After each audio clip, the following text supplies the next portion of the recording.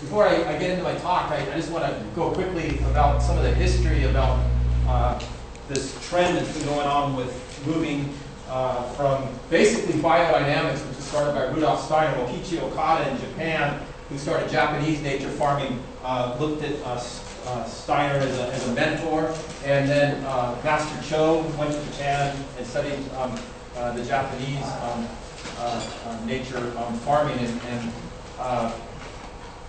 with EM and with biodynamics, there's a lot of great review papers out there. And as Jana, I really appreciated her pointing out, is that a lot of these practices, it depends on how they're implemented, the environments they're implemented, like how the rock dust is prepared. And if you look at the literature from the professional societies in agriculture, like the American Society of Horticulturists, American Society of Agronomy, etc., a lot of it's, the scientists come up as kind of inconclusive because of the approaches that have been taken and the lack of quality controls in the research. So there really is a need for quality research where university personnel work with the practitioners and make sure things are done right. Because if you look at it like a biochar, like 50% of the studies say not much of a response or not economically viable, the other half say all these beneficial things are happening. In terms of making Hawaii more sustainable, we can see that there's a lot of things we could be growing a lot more of. And about 85% of our food supply is imported. In the event of a crisis, we're in trouble because basically, anthropologists shown about you need to be producing about 70% of your carbohydrates in the event of a crisis to make it through. And that's one of the things people say, oh, we don't have to worry about growing rice, potatoes, wheat, or any of that stuff, or even more taro. And it kind of really scares me. And people say, we can't grow those things because it's not going to make enough money, but we're not going to be very food secure if all we're doing is growing leafy vegetables and carrots and whatever have you.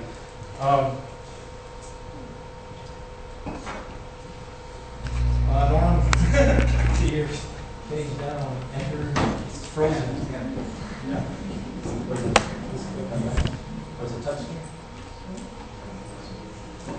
Okay. One thing that's kind of interesting when relating to that fact that we're growing only maybe 20% of our food. Land area pretty much suggests that as well, because if it takes about 1,500 meters squared of land area to produce a standard American diet, and you look as a state, you only have 300 meters squared under cultivation, that means probably, we're only producing about 20% of our food locally. Interesting, Kauai has the most land area per person under agricultural cultivation. We all know this, that our impressive yields in Hawaii for the most part have been due to heavy inputs. And as Hector so well outlined this morning, sustainable agriculture embraces ecological principles and integrated approaches like integrated pest management to reduce dependence on synthetic chemicals, preserve the soil, water resources, etc. Somehow this didn't all show up here. I don't know what's going on, but basically what this slide was to show was that in the U.S., most of the agriculture is chemical, derived from the Haber-Bosch process to make nitrogen. One thing I had a corn slide up there. I don't know what happened to it, but it was an average chemically grown corn. Now, if you watch Symphony of the Soil movie that's been going around the island, that is a case of actually the worst growing conventional corn. They powderize the soil, moldboard plow, which very few conventional farmers even do anymore, and then did secondary tillage. So the soil was basically powderized, and they had this corn that was this yellow and horrible looking. But then what this slide was supposed to show on next was, maybe if I hit enter it. Okay. Okay. So, anyways, the thing that's troubling is that that we grow the corn, we feed the cows, and then we import manure to Hawaii and claim we're organic. And this is a big problem in corporate organic agriculture.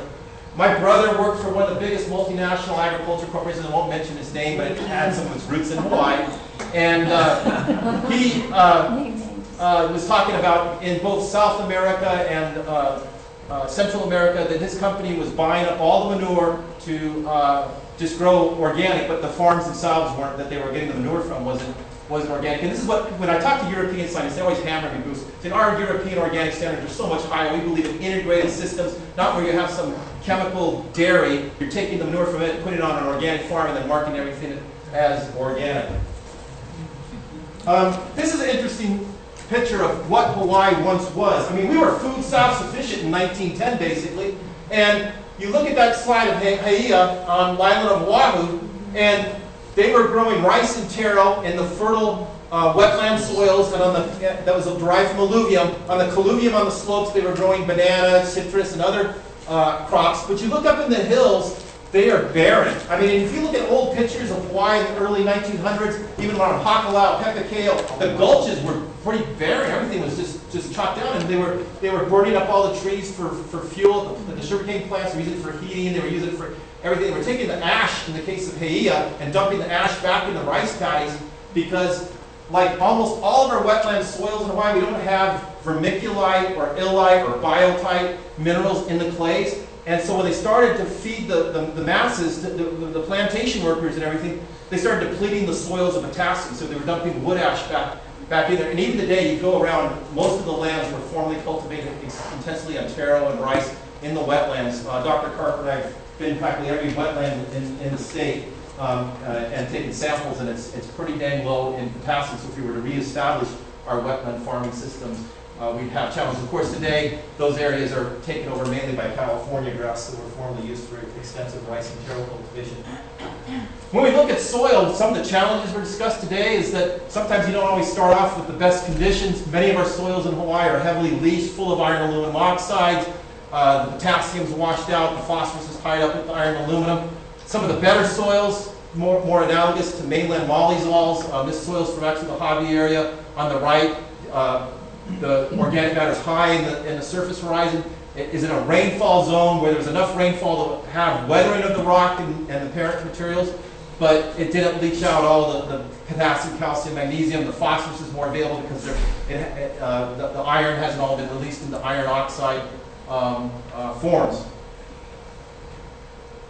Hawaiians were smart. When they, on this island and Maui, when the population reached the potential that the valleys couldn't sustain the population, they sought out sweet spots of soil fertility where the trade-off between weathering and soil fertility was good, and there was enough rainfall to grow crops. And so those sweet spots were like the Kohala field systems, the Kona field systems, the Ka'u field system. Parts of Waimea, they said the Waimea one was more of a rotational type of system. Not the Hamakua one, north of Hilo, was more of a rotational one. It wasn't consistently cropped. That's probably because the soils there were more highly weathered. But if you notice, the whole Hilo coast, that was basically a banana and breadfruit zone. It wasn't a place where you grew a lot of sweet potatoes or anything. And Puna had some agriculture, but it wasn't as intensely cultivated as the areas with high inherent soil fertility. Some of the remnants of the old sweet potato field systems in Kohala, sweet spots of soil fertility. That's me back when I was a college back student in the cane fields above Hilo.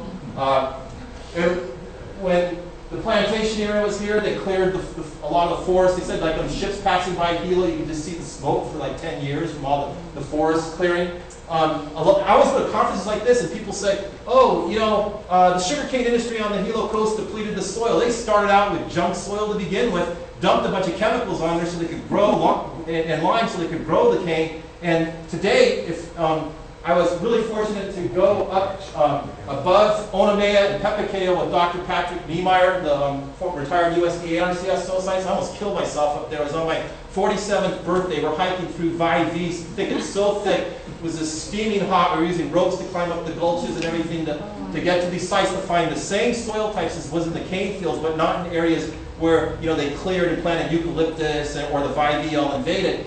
And the things we found was that the pH in the cane fields, there was still a bit of a legacy of the lime effect.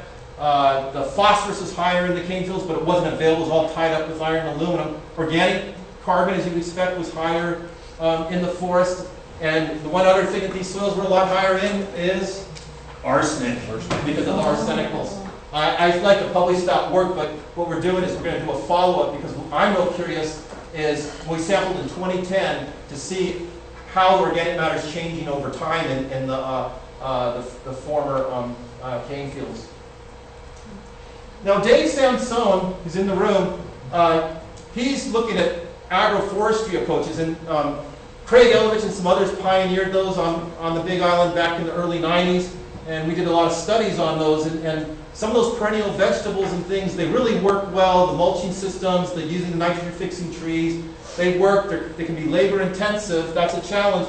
One thing that some of the early people were saying was is that the thing is we can grow all this food on these soils that are so leached out, but people they're not into eating seropus or perennial lettuce and all these things. So we tried to introduce these things at school here. We shared them with students, but it's like, I don't know how many of them, other than seropus, there's a few kids that really got excited about that, and I know former students who still grow the seropus.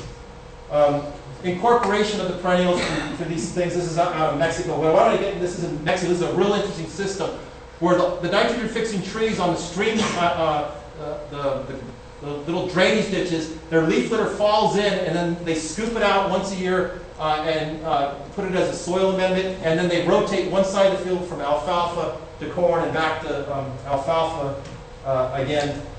Some of these type of systems, they are labor intensive. And that's a challenge, I think, in Hawaii. I mean, in remote parts of the Philippines, you'll find like people who are doing these systems because they don't have any other avenue. JB Friday at Extension will tell you, as soon as the bus comes to these rural villages, all the young people, they're off to the city, and labor becomes a real constraint. Hector mentioned Cuba, but when Cuba got cut off from Russia, Fidel said, okay, people are underemployed, you're going to go help the farmers. And I know a lot of us would love to have some extra help on the farms and things, but these systems do work. But they are challenging. This is just another slide looking at what happened with rice systems and things, and that the valleys are where the nutrients get concentrated. But as soon as people in Asia started double and triple cropping rice per year, then they started pulling out more nutrients that were coming in the system in the drainage waters, and that's been real challenging. An interesting thing about rice is that I've read some of the early literature on rice. Is like as soon as they put chemical fertilizer out, some of the traditional varieties would just fall over and lodge because they couldn't handle it. And so we started selecting, as Hector and Norm and others mentioned, started selecting for varieties that are adapted to high inputs. Now we did greatly increase yield with chemical fertilizers.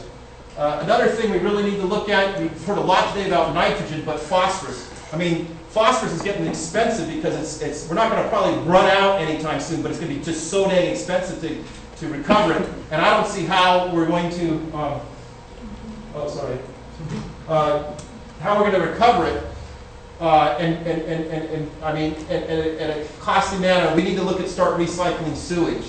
It's ridiculous. We landfill sewage full of phosphorus, a critical element needed for plant nutrition in Hawaii. And the other thing that there's an opportunity is increased breeding plants to have more of the phosphorus available to the consumers of the plant, so less gets excreted, and making it more efficient for animal utilization. Because like with a lot of livestock, a lot of the phosphorus comes out with manure rather than is being utilized.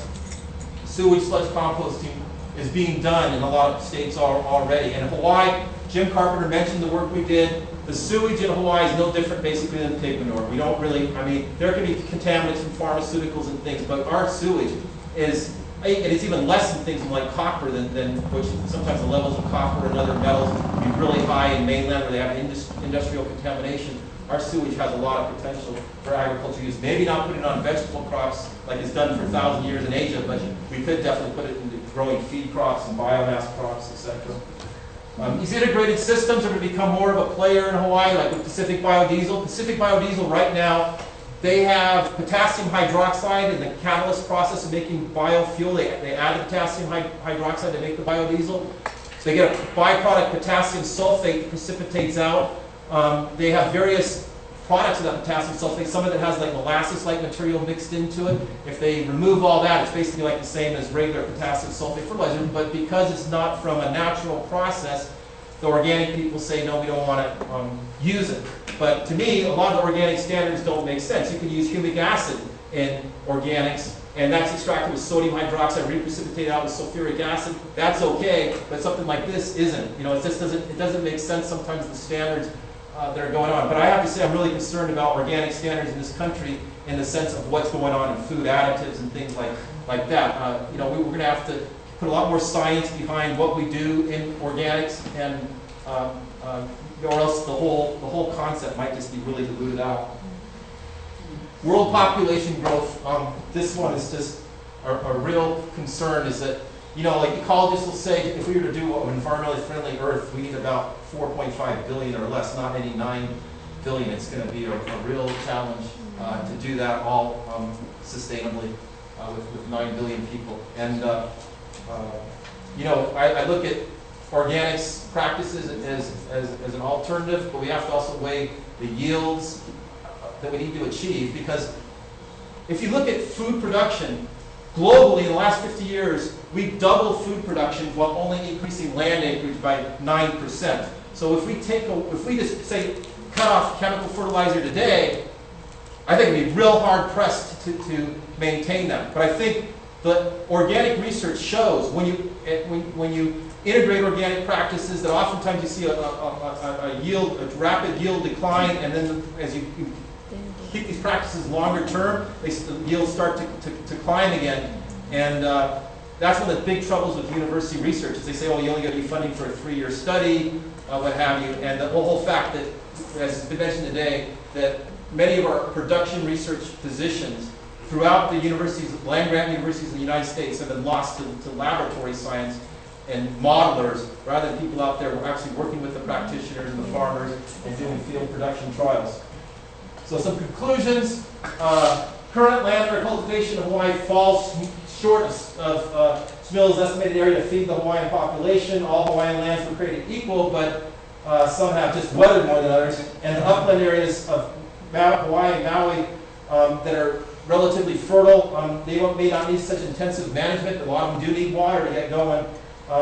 And the other conclusions would be most upland areas on the older islands are highly leached, and ash soils, you're going to need a lot of care to become productive, and we may not be able to grow the same kind of crops that we grew in the past. You have to grow crops that are better adapted to those areas. And I would really I appreciate today's dialogue, because we in academia and the general public and the practitioners and farmers, we need to get a greater understanding of what's going on and to have an informed discussion. And I'm really frustrated as a whole that a lot of scientists are not being objective. You find guys that are pro this and only cite the papers that are pro what they believe, and other guys only cite the things that are anti rather than putting it together. It's hard to find real good comprehensive reviews, and as a general public you get really confused. It's like me, if I start reading things about treating cancer or something, I get really confused. I had cancer, and I tell you, I got really confused on the alternative treatments and what's being said by whom, because it's such a mishmash. We need more ethics and science and people to look at the whole picture rather than just taking what they believe and charging forward with it. Amen. What